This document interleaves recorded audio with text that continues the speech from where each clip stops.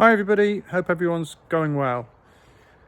So for those that have been following along, they will know that I have had a few guests on my little video channel since I started, and I've been extremely grateful to all of those people for giving up their time to have a chat with me and get their different perspectives on various aspects of cardiology and how that's influenced and affected their lives. The person that's joining me today for a chat is an outstanding human being. This gentleman has unfortunately had to live through and continues to live through the loss of a child to congenital heart disease. And in addition, he is also a general practitioner. As if that's not enough, he has also written a book about his beautiful son, Malachi, and I have had the pleasure of reading that, and gosh, what a book it was. So I'm so privileged to have got Dom Frawley stolen some time off his weekend today and just sat down with him, asking a couple of questions and seeing what his views are on life, various aspects of it, losing his child, the state of the situation as far as the recognition of congenital heart disease, particularly here in Australia, and really just having a general chat with him. So I hope you enjoy this. It was certainly great to catch up with him, and what an outstanding human being he is. Enjoy. G'day, Vic. How are you? Yeah, great, thanks. Yeah, Just had my morning ride, so I'm feeling. you're fresh as a daisy. Wish I could have how a about morning yourself? ride. That'd be great. I'm doing okay. I have good days and bad days, as you probably could expect at the moment.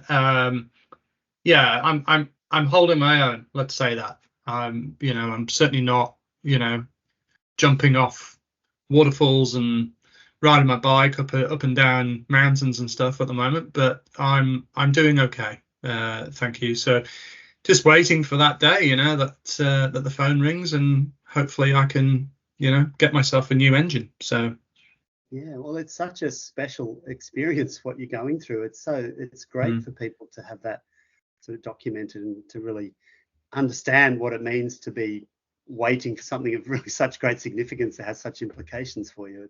yeah, exactly. So it's another chapter in your book that I'm waiting to see published, Vic. Well, I'll try and get to that eventually. So I explained in the introduction we had here earlier who you are and your background. So I just wanted to take a bit more time to explore that a little bit more. And so perhaps in your words, can you kind of firstly explain, your connection to congenital heart disease and your own medical backstory? Obviously, I've told people now that you're a doctor, but can you elaborate on that and how you came into medicine in the first place? Mm-hmm. So I grew up in Sydney, and my father was a surgeon. My mother was a nurse by background, so we always had a bit of exposure to that idea that caring for people medically was a nice thing to do. And certainly, my father was very kind of proud of his involvement in the medical world. So there was that kind of atmosphere in the house. So having said that, I was one of 7 children. I'm the only one that went anywhere near medicine as a career. So okay, right. So yeah, I studied medicine at Sydney Uni, and I did my junior hospital years in different hospitals around Sydney. And then when it came time to really say, well, what am I going to do with my life? I really didn't like hospitals, and I wanted to get out in the community. So I went to general practice. Right. And Maggie and I both felt just very happy that wherever we were for each other was fine. So we weren't caught up in needing to live in Sydney. So we went rural after I'd done a few hospital years, and ended up, we worked in West Wyalong for 6 months, then came to Nowra on a 2-year trial. And here we are 30 years later. So, nice. So Nowra is home, and Nowra worked very well for us. Nice spot. Really lovely, Yeah. isn't it? Yeah. Really lovely. So I wanted to just talk, obviously, a little bit about your connection to the congenital heart situation, and obviously the way that I've become to know you is through the book that you wrote. And actually, I was asked, or it was suggested, that I should reach out to you because I started to write my own little book, and Great story. and from there, you know, I started to understand your story, and obviously the story of Malachi. And so, as I've explained in the intro here, that, you know, unfortunately Malachi was not very well, and, you know, we got to that point with him where he needed some, you know, some great care. And I wanted to ask, you know, when you got to that point, was it really difficult in the sense of having that medical knowledge and yet knowing what was wrong with him? Do you think it was helpful or less helpful, or, you know, it must have been really difficult either way, right? Yeah, it was absolutely terrifying, and I would say, even though being medical and having done a reasonable amount of pediatrics, I still didn't have a lot of acute exposure to congenital heart disease. So I hadn't done a cardiology attachment during my pediatrics, and Right. so, you know, I knew stuff about it, but I'd never been, you know, fully focused on that area. So it was, you know, I was not much different from the general population in terms of not actually having congenital heart disease on the radar through our pregnancies. You know, it just Yes. it seemed completely like a bolt from the blue, even though, you know, it's a significant number of people every week born with congenital heart disease. So so it was an absolute shock. But I think it's hard for me to know what difference being a doctor makes, because I just always was one. So I can't. Yeah, I don't have true. the experience of not being, but I think it made things a bit easier because I didn't get caught up having to try to understand what was being said to us. You know, the explanations were easy for me to grasp, even if sometimes I forget them by the next day, but that, you know, I understood everything. So that was good. It was sometimes a problem in that, as you've probably seen it happen, medical people sometimes start directing their discussion to another medical person. So I was like a magnet for explanations, which meant that Maggie, who needed to understand probably more than I did, was there having to catch up with the jargon. And so it was sometimes a bit uncomfortable trying to go, talk to her, buddy. You know. Yeah, So, because presumably, you know, you're the team that was caring for him, you know, they knew obviously that you were a doctor, and they probably would be talking on that sort of level, right? And, you know, people like me, the bystanders, would just be on what are they talking about? It must have been quite tricky at times, keeping her up to speed. It was. I mean, and look, I don't know. Sometimes the knowledge was tricky in the sense that I could see danger in some of his, you know, intensive care situations that, for example, sometimes nursing staff weren't alert to, and that made it stressful for me. And I had to confront people sometimes and say, look at this problem, you need to understand. But on the other hand, that was good because it meant we actually could sometimes accelerate care when it was needed. You could advocate where you needed to, because you understood where you were at and what was going on with that. Indeed, exactly. And I was going to ask, actually, so Dom, would you just give a brief overview of, you know, because a lot of the people that are listening to this have got the same sort of condition as I've got, so that's obviously the transposition of the great arteries, and we know that there are many iterations of congenital heart disease. Would you just take a couple of minutes maybe to explain what Malachi had comparative to transposition? Yeah, sure. So I might start by just the simple summary of transposition because it helps to compare. But so in transposition, you have that problem that your right ventricle is pumping blood to your lungs, but then it's coming back to the right ventricle, getting pumped to the lungs again, so that you've got a separate circulation for the lungs and another another one for the body, where the systemic circulation is just going to the body and back to the left ventricle. Yes. In Malachi's situation, he had what's called hypoplastic right heart. So his right ventricle didn't form, or formed very poorly, and his pulmonary valve, so the means to pump blood to the lungs, didn't form. So he, in effect, then had just a single circulation, so just the left ventricle pumping to the body, and then sort of finding its way back to the left ventricle and pumping out again. Yeah. And so for him, the only way to get oxygen into the blood was to create an artificial diversion from the systemic circulation into the lungs. So the blood would pump up towards the body, and then there'd be a branch off into the lungs to get the oxygen. Okay. And of course, well, that's thank you for keeping it in as layman's terms as possible. And you know, in terms of how did he get on? You know, how did he do to begin with? Yeah, well, the early days were terrifying. He suffered a lot of complications in his first little admission. So he'd had a sort of prolonged period without enough oxygen, and one of the outcomes of that was he got a necrosis in the bowel and had to have emergency surgery to take out a segment of his bowel that was gangrenous. That was before he could even come to doing the heart surgery that he needed. So he had this awful period of, you know, we've got this life-threatening heart disease, but he's going to die from something else if we don't do this emergency surgery. Yeah, it must have been we had a day where he was so critically unwell that they said he won't survive transfer to the operating theatre, so we're going to bring the theatre into intensive care.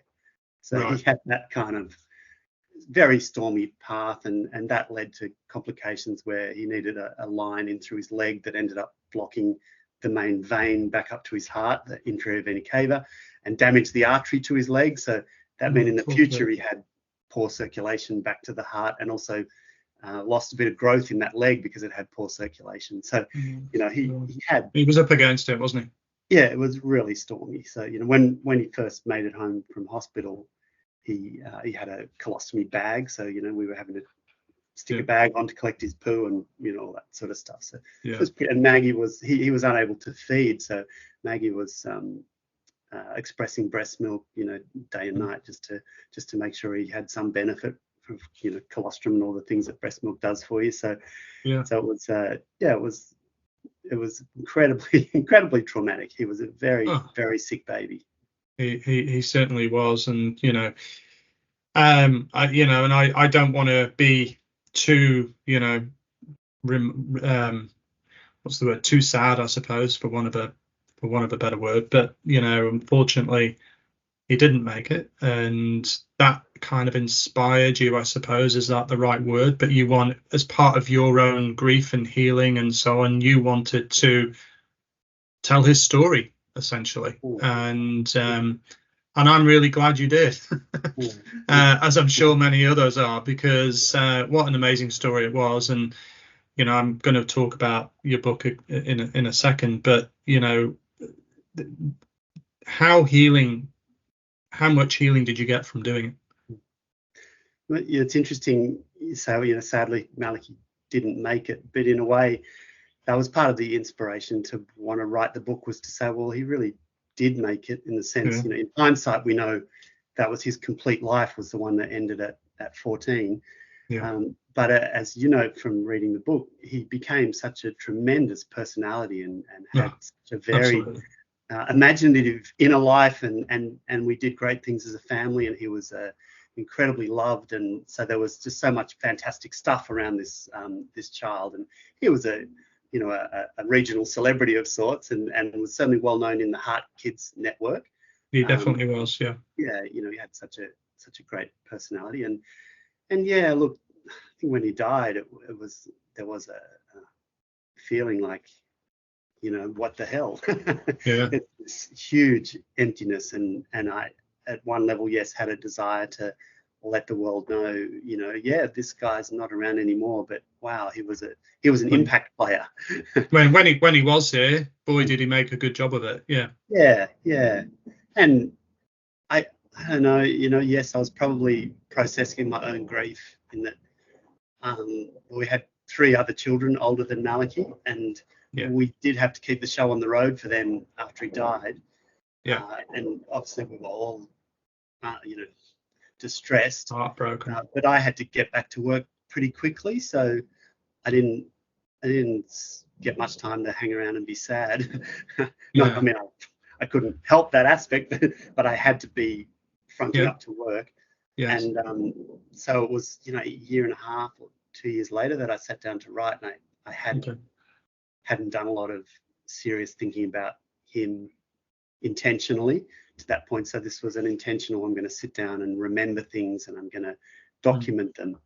And it really started out just as telling myself or writing down these lovely stories or incidents that happened in his life, and not knowing for sure whether it would turn into a full story. But as I started doing it, I would be there typing for 18 hours, just crying onto my keyboard.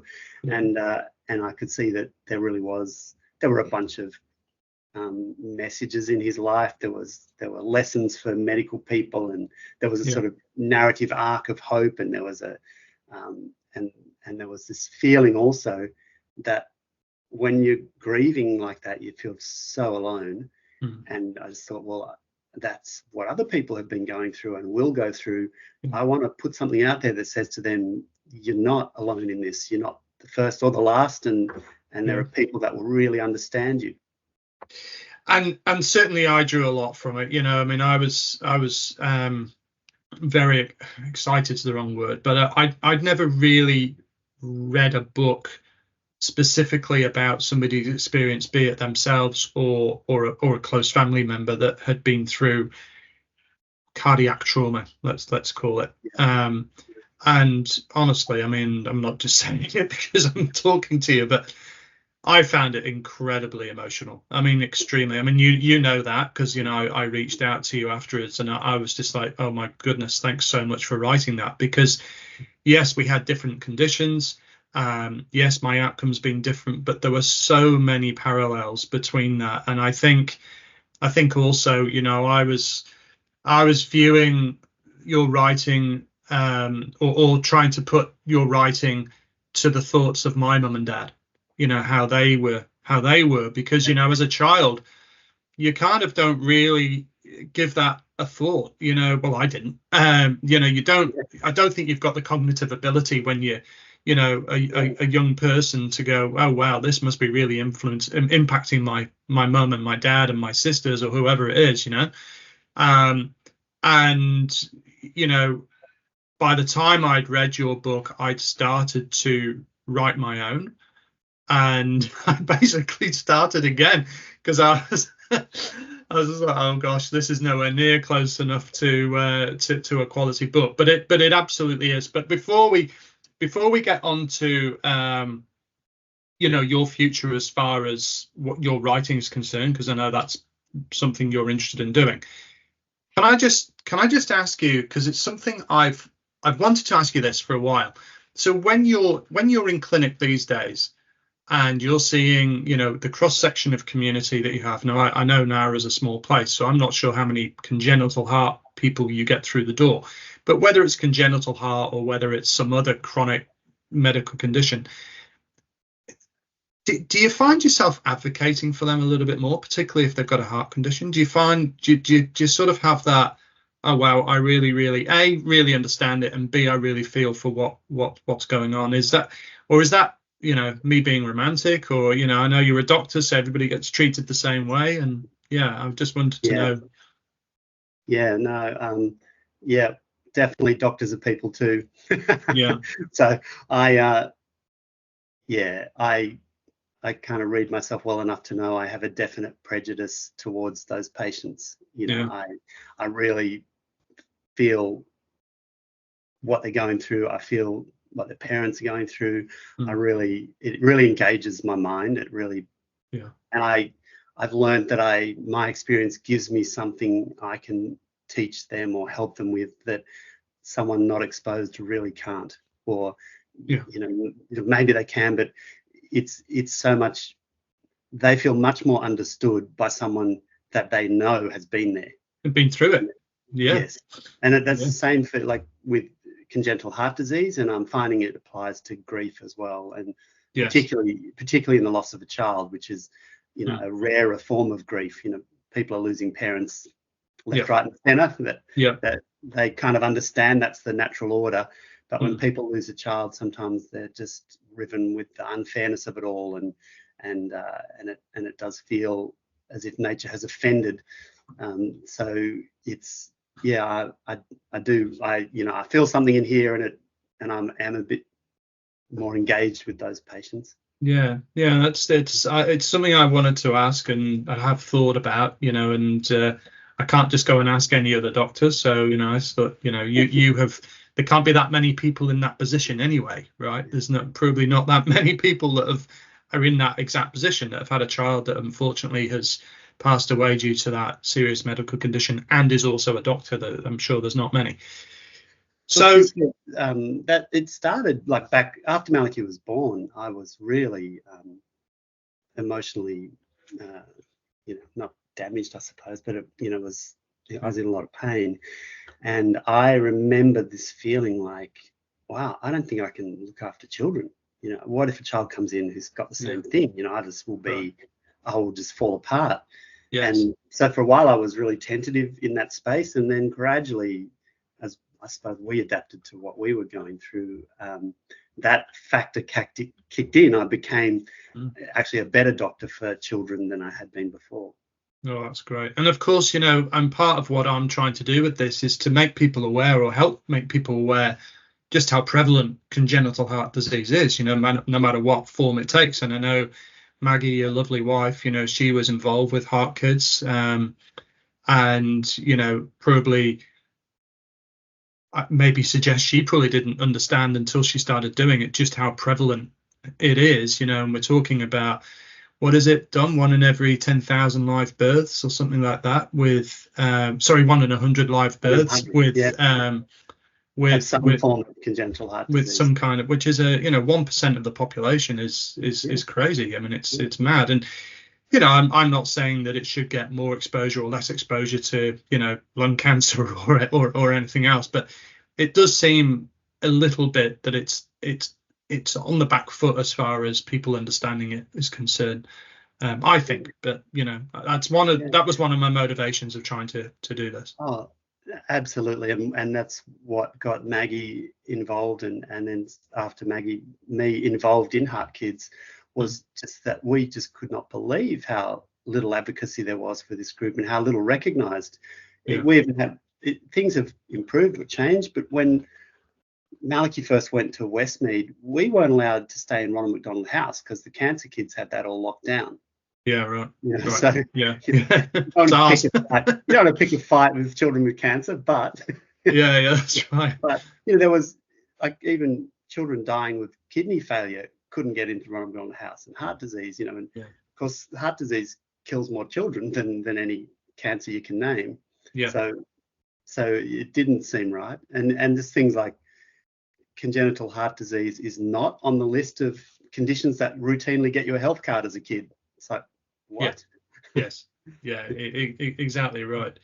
So back to the book finally, a couple of minutes left with you.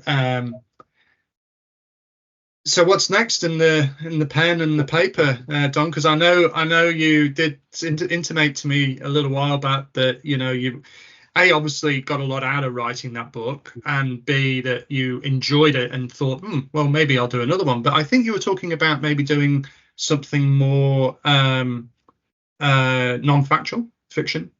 Yes. Yeah, I'm writing a novel, and it's such great fun. I love it. It is hard to combine with my day job, so I find it takes a couple of days to get my week's work out of my head, and by then I'm going back to work. So I need good breaks to really pay proper attention to my writing. Yeah. And there are a couple of other really significant non-fiction stories that have run through my life, but I couldn't really face weighing into one of them heavily yet. Just it is, as much as I love doing it, and and people really engage with Malachi, with the book. Yeah. It does take an emotional toll Mhm. going, combing over our life repeatedly. So now I've been writing something that's completely outside my life, and it's great. and it is great fun. I love it. That's awesome. I can't wait to see that. Now, I want final plug. For anybody that hasn't read this book and has any interest whatsoever in congenital heart disease, and also the journey that you as a family have been on, it's an amazing book. It's truly incredible. It's called Malachi, or how do you say it? Malachi. And I read this about a year ago, I suppose. Do yourselves a favor, get yourself a copy of one of these. Don, where can they get one from? Well, probably you'd say all good bookstores. The publisher is Wild Dingo Press in Melbourne. They're also available online, so you can get Malachi as an ebook, and it's available at Amazon and Booktopia. It is an interesting thing about who is the market for this book, Vic, and I'm interested in your thoughts a bit. When I put the book out there, I actually thought I would love every family affected by childhood heart disease to read this, and I thought they would really be hungry for it. Yeah. But I think people are worried that it's actually a book about a child that dies, and that's not what they want for their child. Yeah, of course. But it's I guess I would love more people who go through all that hospital experience to read it and understand a bit, like the grief part. The hospital bit is also a statement that you're not alone when you're going through that, and it's a statement that says hospital services can do better than what they are, and you can be a part of that process. Absolutely, without a doubt. No, I mean it is a superb writing. You've done so well with it, and I can't wait for the next one. Be it fiction or non-fiction, it'll be great. So much. Well, I can't wait to be holding up and plugging your book. Well, I seem to be a while away from that yet. I thought I'd got it finished, and then things obviously started to turn for me again on a downward trajectory, and I just thought, is it finished? Probably not. Do I do a part 2, or do I just carry on with this? So I'm not sure. It's for me, that's a work in progress. So many people have helped me, including yourself, with that, and some friends back home in terms of artwork and all sorts of stuff, and I'm extremely grateful for that. But it's just not done. It's not finished. So, and I imagine it would be hard to get your head in that space at the moment. Yeah, well, it is, and also it's sort of like, it's almost like writing a journal at the moment rather than a book, because it's not done, and how do you draw a line under, or where do you draw a line under it? I had drawn a line under it to the point where I was about to get an ablation, but then of course I had the ablation and everything turned to custard after that. So does that form part of it? I'm not sure. I've had different people say different things. Do part 1 and part 2. I don't. We'll see. Maybe I should just get it out and see what happens. It's great anyway. All right. Well, look, thanks so much for giving up some of your Sunday time. Really, really appreciate it. It's lovely to see you, Vic. And have you got a day off tomorrow? Yeah. Yeah, good. All right. We'll enjoy that with Maggie and the family, and take care of yourself. Thanks, Tom. Thanks so much, Vic. Take care. Bye.